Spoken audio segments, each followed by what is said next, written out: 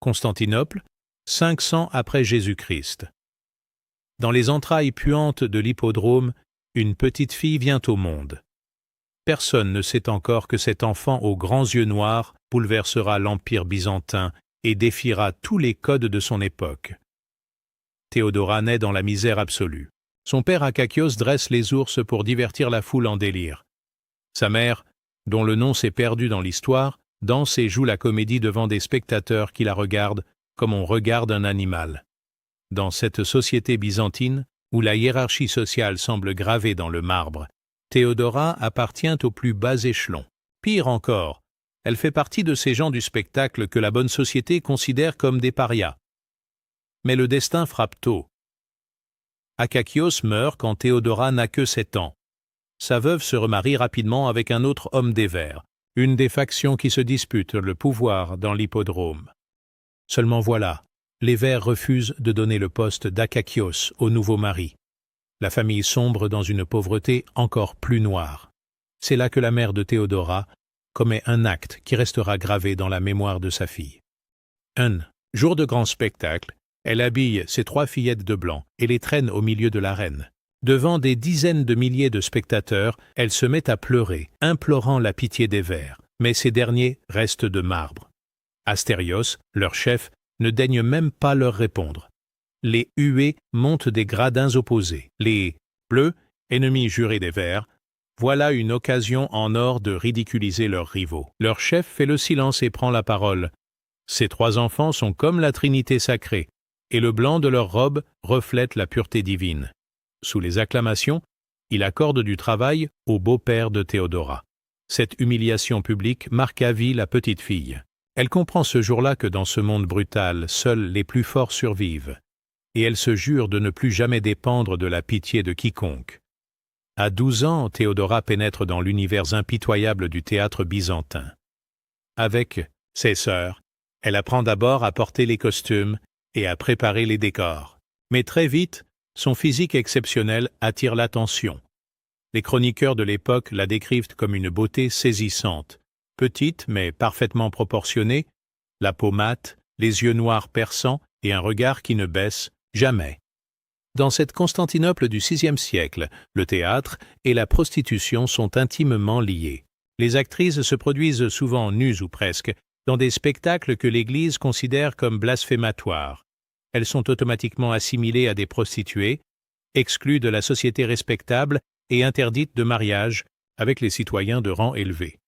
Théodora excelle dans l'art du mime et de la danse, mais surtout, elle développe un don naturel pour la provocation. Elle sait exactement comment électriser une foule, comment jouer avec les désirs et les fantasmes des spectateurs. Dans ses numéros, elle n'hésite pas à se dévêtir complètement, défiant ouvertement les normes sociales de son époque. C'est Procope de Césarée, l'historien qui deviendra plus tard son pire ennemi, qui nous livre les détails les plus croustillants de cette période. Dans son histoire secrète, il écrit que Théodora se laissait aller à de répugnants accouplements d'hommes avec certains misérables, esclaves de surcroît. Il affirme qu'elle consacrait au lupanar beaucoup de temps à cet usage contre nature de son corps. Mais attention, Procope écrit cela bien des années plus tard, rongé par la haine et la frustration. Car à cette époque, personne ne soupçonne encore que cette fille des bas-fonds deviendra un jour la femme la plus puissante de l'Empire. Vers l'âge de 16 ans, Théodora fait la connaissance d'Ékébolos, un haut fonctionnaire nommé gouverneur de la Pentapole de Cyrénaïque, en Libye. Cet homme influent tombe sous le charme de la jeune actrice et décide de l'emmener avec lui en Afrique. Pour Théodora, c'est l'occasion rêvée de s'échapper de son milieu. Elle qui n'a connu que la misère et le mépris voit enfin une porte s'ouvrir vers un monde meilleur. Elle suit donc Ékébolos, espérant secrètement devenir son épouse légitime. Mais la réalité la rattrape brutalement. En Libye, Ékébolos la traite comme sa domestique et refuse catégoriquement de l'épouser. Pire encore, après quelques mois de liaison tumultueuse, il la chasse purement et simplement. Théodora se retrouve seule, sans argent, à des milliers de kilomètres de Constantinople. Cette expérience douloureuse lui enseigne une leçon cruciale. Elle ne pourra jamais compter que sur elle-même. Mais paradoxalement, cet exil forcé va se révéler être la chance de sa vie. car durant son voyage de retour, elle va acquérir l'éducation et la culture qui lui manquaient. Abandonnée en Libye, Théodora n'a qu'une solution, rentrer à Constantinople à pied. Ce périple de plusieurs mois va transformer la jeune femme. Elle traverse l'Égypte, séjourne à Alexandrie, remonte vers Antioche. Dans chaque ville, elle survit comme elle peut, mais surtout, elle observe et apprend. À Alexandrie, elle fréquente les cercles intellectuels et découvre les débats théologiques qui passionnent l'époque. Elle s'initie au monophysisme, cette doctrine qui affirme que le Christ n'a qu'une seule nature, divine. Cette conviction religieuse va jouer un rôle majeur dans sa vie future. À Antioche, elle rencontre Macédonia, une actrice plus âgée qui devient sa confidente et son mentor. Certains historiens suggèrent que Macédonia appartient à un réseau d'espionnage, au service de Justinien, le neveu de l'empereur Justin Ier. Qu'elle soit espionne ou simple actrice, Macédonia va changer le destin de Théodora en lui donnant une éducation politique accélérée. Durant ses mois d'errance, Théodora apprend à lire et écrire couramment, maîtrise l'art de la conversation et développe une compréhension fine des jeux de pouvoir.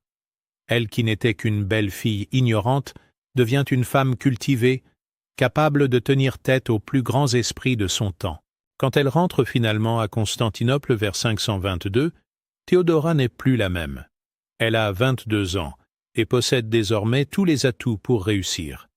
La beauté, l'intelligence, l'expérience et surtout une ambition, dévorante forgée par des années d'humiliation.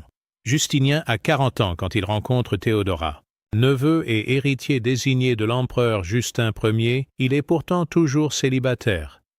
Pour l'aristocratie byzantine, c'est une anomalie troublante. Les mauvaises langues chuchotent qu'il est peut-être homosexuel ou impuissant. La vérité est plus simple. Justinien, issu comme son oncle de la paysannerie des Balkans, refuse d'épouser une aristocrate qui lui rappellerait chaque jour ses origines modestes. Il cherche une femme qui soit son égale en ambition, pas en naissance. Quand il voit Théodora pour la première fois, c'est le coup de foudre. Cette femme incarne tout ce qu'il désire. La beauté, bien sûr, mais aussi cette énergie sauvage, cette soif de pouvoir et cette capacité à défier les conventions. Enfin, il a trouvé une partenaire à sa mesure. De son côté, Théodora reconnaît immédiatement l'opportunité de sa vie. Cet homme laid et bourru possède le pouvoir qu'elle convoite depuis toujours. Mais contrairement à Ékébolos, Justinien semble prêt à faire d'elle sa véritable compagne, pas seulement sa maîtresse. Leur liaison fait scandale dans tout. Constantinople, l'héritier du trône avec une ancienne prostituée. L'impératrice Euphémie, épouse de Justin Ier, entre dans une colère noire et refuse catégoriquement ce mariage. Elle mobilise toute l'aristocratie contre cette union qu'elle considère comme une souillure. Mais Justinien tient bon. Il élève Théodora au rang de patricienne et la couvre de cadeaux somptueux. Plus important encore, il fait modifier les lois pour permettre le mariage entre sénateurs et anciennes actrices. L'opposition se déchaîne, mais le jeune homme reste inflexible. En 523, Justinien et Théodora se marient dans la plus stricte intimité. 4 ans plus tard, ils montent ensemble sur le trône de l'Empire byzantin. C'est à partir de son accession au pouvoir que les rumeurs les plus folles commencent à circuler sur Théodora. Procope, devenu entre-temps secrétaire du général Bélisaire, observe de près le couple impérial. Et ce qu'il voit le révolte. Dans ses écrits officiels, il fait l'éloge de Théodora. Mais dans son histoire secrète, rédigée après la mort de l'impératrice, il déverse toute sa haine et ses fantasmes.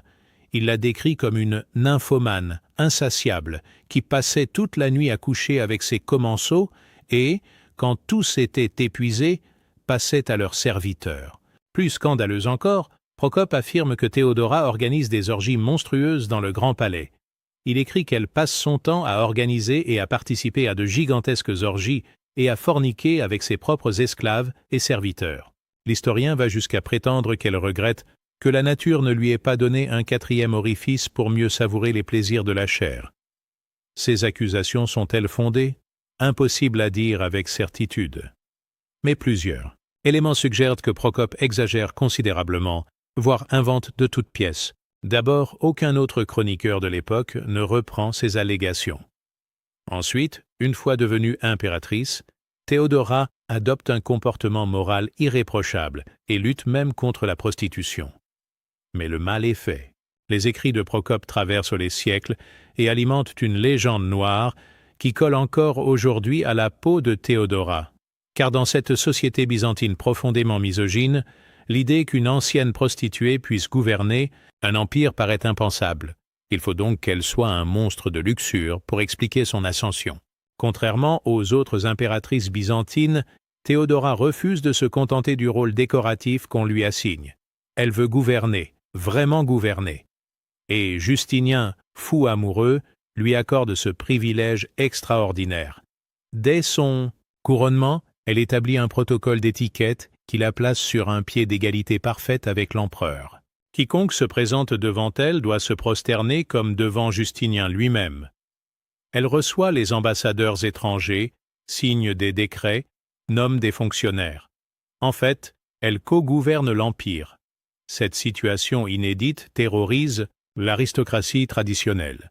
Une femme, et qui plus est une ancienne actrice, qui commande aux sénateurs. C'est un renversement complet de l'ordre social établi. Beaucoup n'acceptent pas cette révolution et fomentent des complots. Théodora développe alors un réseau d'espionnage redoutable. Elle place ses protégés aux postes clés de l'administration et n'hésite pas à éliminer ses ennemis. Procope raconte qu'elle fait assassiner tous ceux qui osent s'opposer à sa volonté. Là encore, il faut prendre ces accusations avec précaution. Mais il est certain que l'impératrice sait se montrer impitoyable quand sa position est menacée. En janvier 532, 5 ans après leur accession au trône, Justinien et Théodora affrontent la plus grave crise de leur règne. La révolte Nika menace de les renverser et de détruire l'Empire. Tout commence par une banale exécution ratée. 2 condamnés à mort survivent à la pendaison et la foule y voit un signe divin. Elle réclame leur grâce, mais Justinien refuse. Cette provocation met le feu aux poudres. Les Verts et les Bleus s'unissent contre l'empereur, du jamais vu dans l'histoire de Constantinople. Le 13 janvier, l'émeute éclate. En quelques heures, la moitié de la capitale part en flammes. La basilique Sainte-Sophie, le Sénat, la préfecture, tout brûle. Les émeutiers proclament un nouvel empereur, Hypatios, et marchent sur le palais impérial. Justinien et sa cour sont terrorisés. L'empereur songe sérieusement à fuir par mer. Ses conseillers l'encouragent dans cette voie. Mieux vaut sauver sa vie que de mourir pour un trône perdu. C'est alors que Théodora entre en scène. Dans un discours resté célèbre, elle galvanise les lâches qui l'entourent.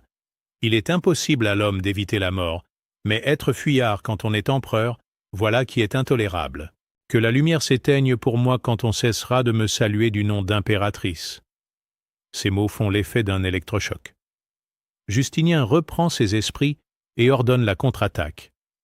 Le général Bélisaire et ses troupes investissent l'hippodrome, où s'est réfugiée la foule révoltée. Le massacre qui suit est épouvantable. Plus de 30 000 morts en quelques heures. Théodora a sauvé l'Empire. Sans son courage et sa détermination, Justinien aurait fui et l'histoire de Byzance aurait pris un tout autre cours.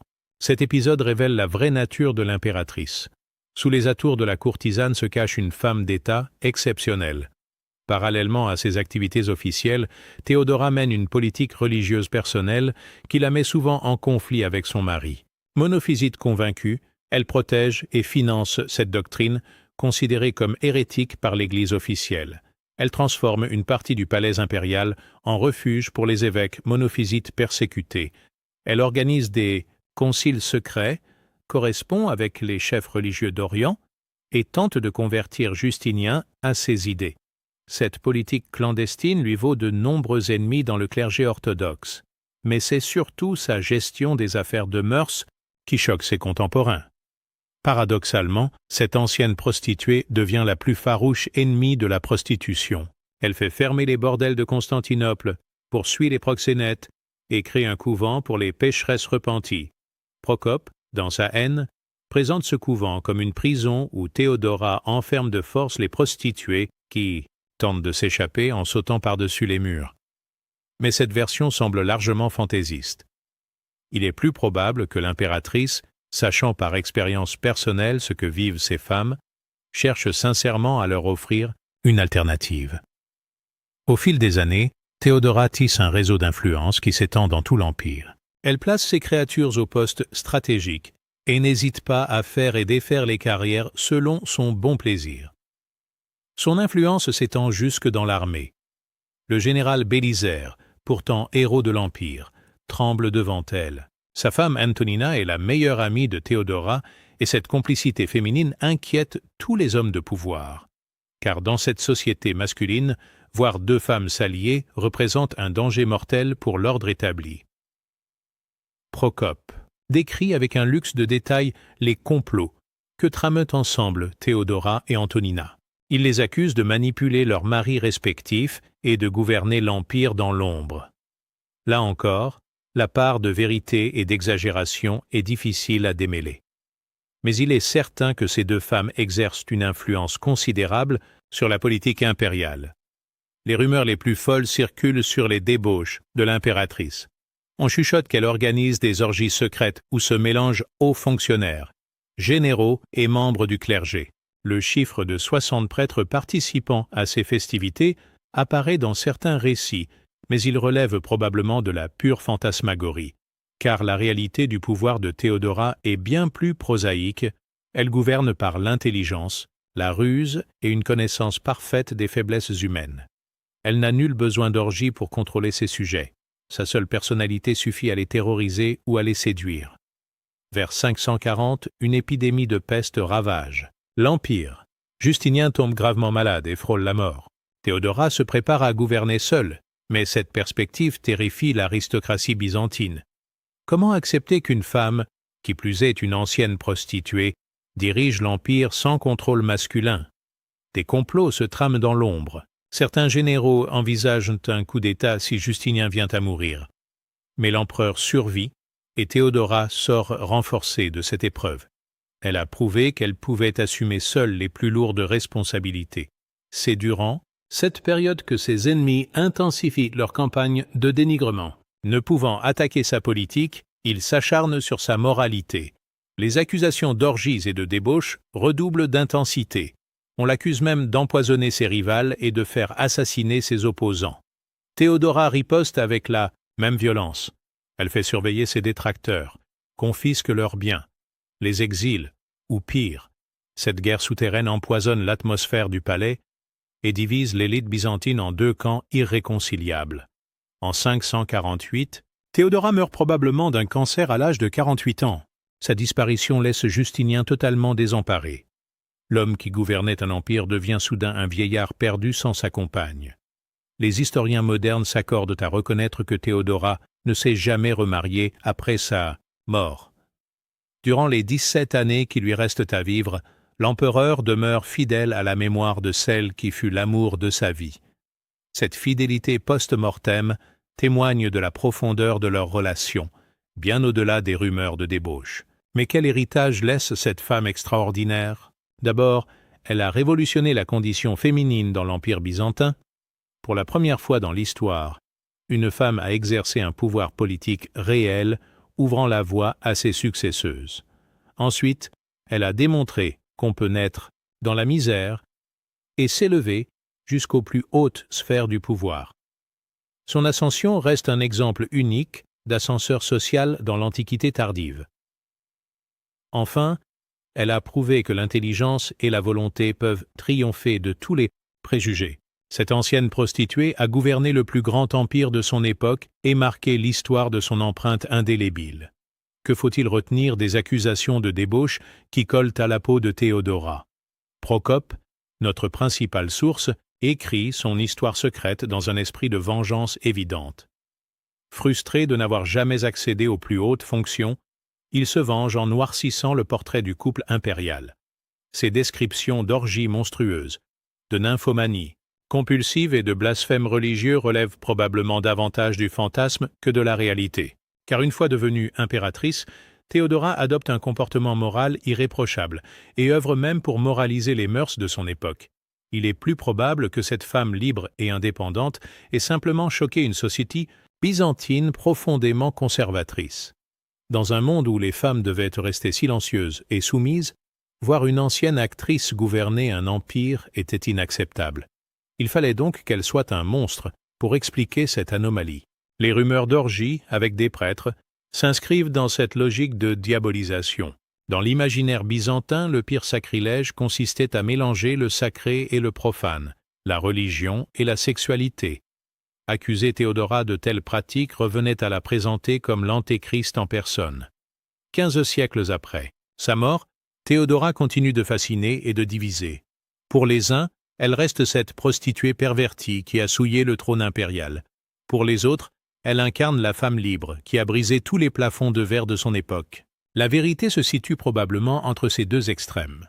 Théodora fut sans doute une femme de son temps, ni sainte ni démone, mais simplement humaine dans ses grandeurs et ses faiblesses.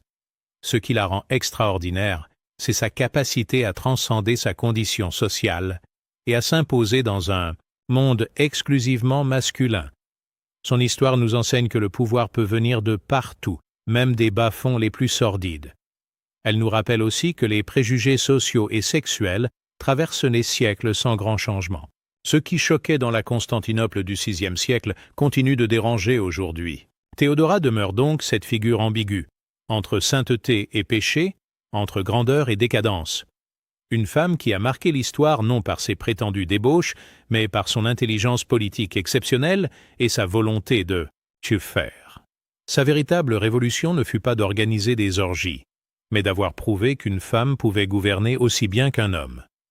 Dans l'Empire byzantin du VIe siècle, c'était déjà un blasphème suffisant pour déchaîner toutes les haines. Aujourd'hui encore, le nom de Théodora évoque immédiatement l'image de la femme fatale, de la courtisane avide de pouvoir et de plaisir. Cette réputation, largement forgée par Procope, lui colle à la peau depuis 15 siècles. Pourtant, les historiens modernes tendent à réhabiliter sa mémoire. Ils y voient moins la débauchée de légende que la première féministe de l'histoire, une femme qui a refusé de se soumettre aux conventions de son époque. Quoi qu'il en soit, Théodora reste un personnage fascinant qui continue d'inspirer romanciers, cinéastes et dramaturges. Car au-delà des polémiques sur sa moralité, elle incarne ce rêve éternel, celui de s'élever au-dessus de sa condition et de marquer l'histoire de son empreinte. Dans les mosaïques de Ravenne, elle trône encore en majesté, vêtue de pourpre et d'or, le regard altier et déterminé. Cette image résume peut-être le mieux son héritage. Non pas la prostituée repentie ou la nymphomane impériale, mais la femme de pouvoir qui a défié son époque et triomphé de tous les obstacles. Théodora est morte, mais son mythe lui survit. Et peut-être est-ce là sa plus grande victoire, avoir réussi à traverser les siècles, malgré tous les efforts de ses ennemis pour ternir sa mémoire. Car au final, on ne retient d'elle ni les rumeurs d'orgie, ni les accusations de débauche, mais cette ascension vertigineuse qui mène de l'hippodrome de Constantinople au trône de l'Empire byzantin. Une trajectoire unique dans l'histoire humaine qui continue de nous questionner sur les rapports entre pouvoir, sexualité et conditions féminines. Théodora a vécu il y a 15 siècles, mais elle reste étonnamment moderne dans ses combats et ses contradictions. Et c'est peut-être cela, finalement, le vrai mystère de Théodora. Cette capacité à rester éternellement contemporaine, à incarner des questions qui traversent tous les âges, prostituée ou sainte, débauchée ou révolutionnaire, peu importe au fond. Ce qui compte, c'est qu'elle ait existé et qu'elle continue de nous interpeller aujourd'hui. Dans notre époque, où les femmes luttent encore pour la parité et contre les préjugés sexistes, Théodora apparaît comme une pionnière. Une femme qui a refusé de rester à sa place et qui a payé ce refus d'un opprobre qui la poursuit jusqu'à nos jours. Mais au-delà des polémiques, son message demeure. Rien n'est impossible à qui sait allier intelligence, détermination et courage. Même partir de rien pour atteindre les sommets du pouvoir. Même transformer en force ce que la société considère comme une faiblesse. Théodora n'était peut-être qu'une femme de son temps, avec ses qualités et ses défauts. Mais elle a su devenir un symbole éternel de l'émancipation féminine et de l'ascension sociale. Et c'est cela, bien plus que les rumeurs d'orgie, qui expliquent sa fascination continue sur nos imaginaires. 15 siècles après sa disparition, Théodora continue de déranger et de questionner. Preuve, s'il en fallait, que les vraies révolutions ne se font pas dans les alcôves, mais dans les esprits. Le mystère des 60 prêtres. Parmi toutes les accusations portées contre Théodora, l'une des plus troublantes concerne ses relations présumées avec le clergé. Des rumeurs persistantes évoquent des cérémonies secrètes où l'impératrice aurait rassemblé jusqu'à 60 prêtres pour des rituels mêlant religion et débauche. Ces accusations s'enracinent dans la politique religieuse complexe de l'époque. Théodora, convertie au monophysisme, entretient des rapports ambigus avec le clergé officiel. Elle protège les hérétiques, finance leurs activités et organise des conciles clandestins dans ses appartements privés. Cette proximité, avec des clercs considérés comme dissidents, nourrit les fantasmes de ses ennemis. Dans l'imaginaire byzantin, une femme qui s'immisce dans les affaires religieuses ne peut qu'être une créature démoniaque. L'idée qu'elle puisse corrompre des hommes de Dieu paraît alors plausible. Procope suggère que ces rassemblements religieux dégénèrent en orgies blasphématoires. Il décrit des scènes où l'impératrice se livrerait aux pires débauches avec des prêtres terrorisés, mais incapables de résister à ses charmes diaboliques. Ces récits, probablement inventés, de toutes pièces, visent à discréditer définitivement Théodora aux yeux des chrétiens. Car dans la société byzantine du VIe siècle, rien n'est plus grave que de mélanger le sacré et le profane. Accuser l'impératrice de souiller des hommes d'Église équivaut à en faire l'incarnation du mal absolu. C'est une arme de destruction massive contre sa réputation. Les témoins du scandale. Mais qui sont ces témoins qui alimentent ces rumeurs? Procope prétend tenir ces informations de sources sûres, sans jamais les nommer. Cette discrétion arrange bien ses affaires, car elle lui permet d'inventer à loisir sans risquer d'être contredit. En réalité, les seuls témoins directs de la vie privée de Théodora sont ses serviteurs et ses proches collaborateurs. Or, tous lui demeurent fidèles jusqu'à la mort. Aucun n'a jamais confirmé les accusations de débauche portées contre elle. Cette loyauté indéfectible interpelle. Comment expliquer qu'une femme prétendument monstrueuse inspire une telle dévotion? Si Théodora était vraiment cette créature pervertie décrite par Procope, comment aurait-elle pu conserver l'affection de son entourage? La réponse tient probablement dans la personnalité exceptionnelle de l'impératrice. Cette femme sait séduire, convaincre et fidéliser. Elle traite ses subordonnés avec respect et leur offre des perspectives d'ascension sociale inouïes pour l'époque.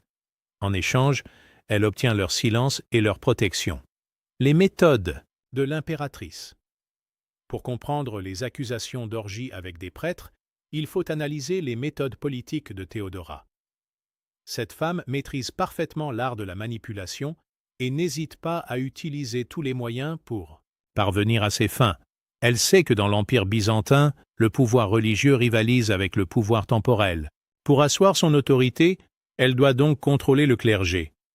Mais comment y parvenir quand on est une femme, qui plus est une ancienne actrice? Théodora développe une stratégie subtile. Elle protège les prêtres monophysites persécutés, leur offre asile et financement. En échange, elle obtient leur soutien inconditionnel. Ces hommes lui doivent tout. Leur liberté, leur sécurité, leur influence. Ils deviennent naturellement ses alliés les plus fidèles. Cette politique, habile, lui permet de constituer un réseau ecclésiastique parallèle, indépendant du patriarche de Constantinople.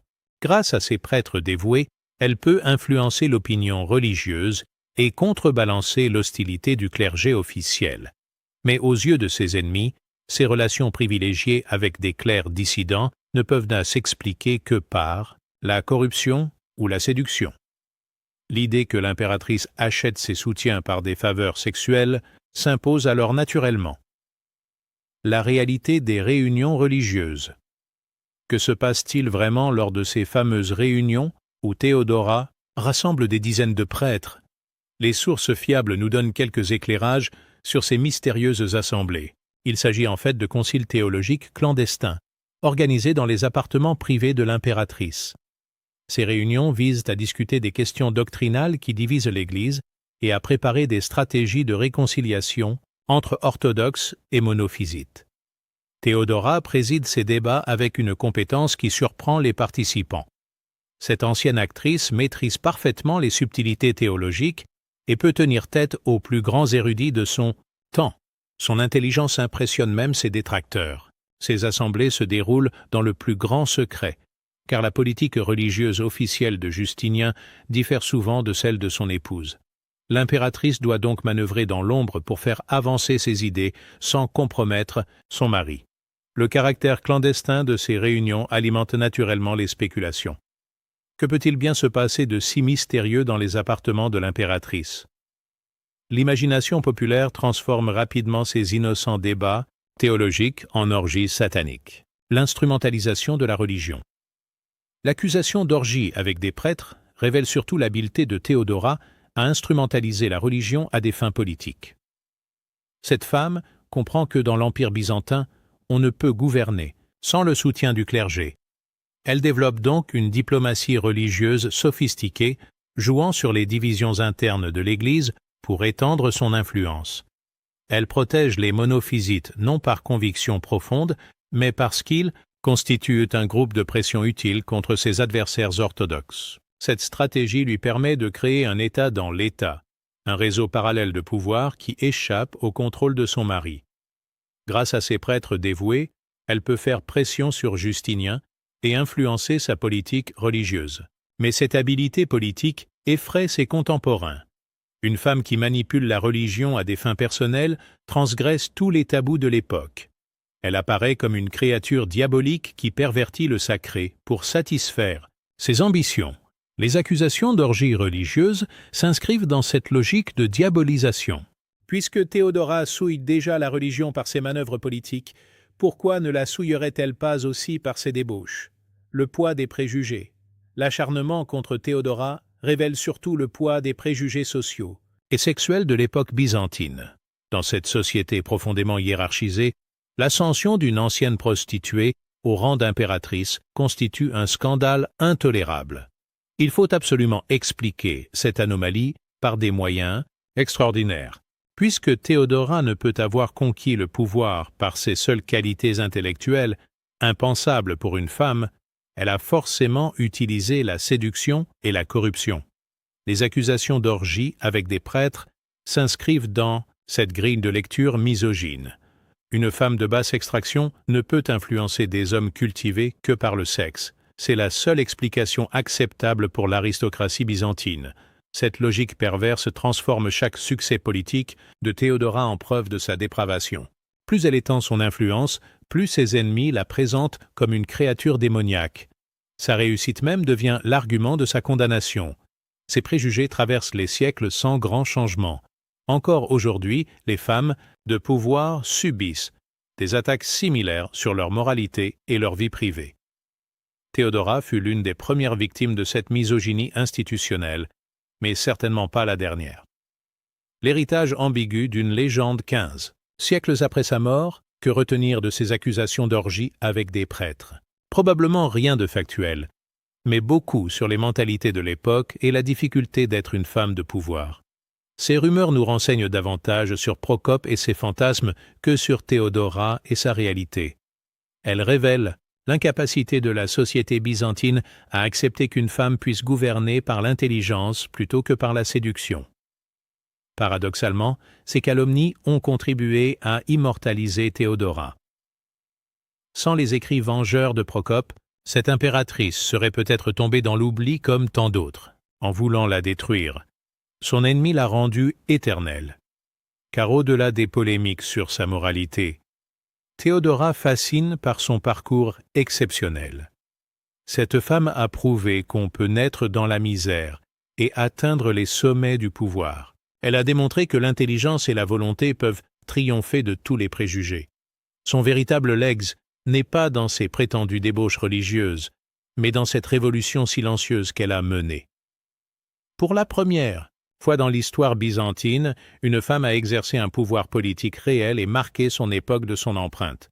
Les accusations d'orgie avec des prêtres s'effacent devant cette réalité historique. Théodora demeure cette figure emblématique qui a refusé de rester à sa place et qui a payé cette audace d'un opprobre millénaire. Mais au final, qui se souvient encore de Procope et de ses ragots? Seuls les spécialistes connaissent ce chroniqueur aigri. Théodora, elle, continue de fasciner et d'inspirer. Elle a gagné le pari de la postérité contre tous ceux qui voulèrent la salir. C'est peut-être là la plus belle vengeance de cette femme extraordinaire. Avoir traversé les siècles malgré toutes les calomnies et continuer d'incarner l'espoir d'émancipation pour toutes les opprimées de l'histoire. Conclusion. Au-delà du scandale, l'histoire de Théodora et des 60 prêtres nous enseigne finalement plus sur nous-mêmes que sur l'impératrice byzantine. Elle révèle notre fascination morbide pour les scandales sexuels et notre difficulté à accepter que les femmes puissent accéder au pouvoir par d'autres moyens que la séduction. Ces rumeurs millénaires continuent de circuler parce qu'elles correspondent à nos préjugés les plus tenaces. Dans l'inconscient collectif, une femme puissante reste suspecte. Il faut qu'elle ait couché pour réussir ou qu'elle soit un monstre de perversion. Théodora dérange encore aujourd'hui parce qu'elle échappe à ces catégories simplistes. Ni sainte ni putain, ni victime ni bourreau, elle incarne la complexité humaine dans toute sa richesse. C'est cette nuance qui gêne et qui explique la persistance des légendes noires. Mais au-delà des polémiques, son message demeure d'une actualité brûlante. Dans nos sociétés prétendument égalitaires, les femmes de pouvoir subissent encore des attaques similaires. Les méthodes ont évolué, mais le fond reste identique, discrédité par la calomnie, celle qui ose défier l'ordre établi. Théodora nous rappelle que cette lutte est éternelle et que chaque génération doit reconquérir ses droits. Elle nous enseigne aussi que les vraies révolutions se font dans la durée, pas dans l'éclat d'un scandale. Son héritage véritable n'est pas dans ses prétendues orgies avec des prêtres, mais dans cette leçon de courage et de persévérance. Elle a prouvé que rien n'est impossible à qui refuse de baisser les bras face à l'adversité. 15 siècles plus tard, cette leçon garde toute sa force. Théodora demeure cette étoile qui guide toutes celles qui refusent de se résigner à leurs conditions. Et c'est cela, bien plus que tous les scandales inventés par ses ennemis, qui expliquent sa fascination éternelle. Au final, les rumeurs d'orgie avec 60 prêtres ne sont qu'un détail anecdotique dans l'histoire de cette femme extraordinaire. Ce qui compte vraiment, c'est qu'elle ait existé, qu'elle ait osé et qu'elle continue d'inspirer celles qui luttent encore aujourd'hui pour l'égalité et la reconnaissance. Théodora n'était peut-être qu'une femme de son temps, avec ses qualités et ses défauts, mais elle a su devenir un symbole éternel qui transcende les époques et les calomnies. Et c'est là sa vraie victoire sur tous ceux qui ont voulu la détruire.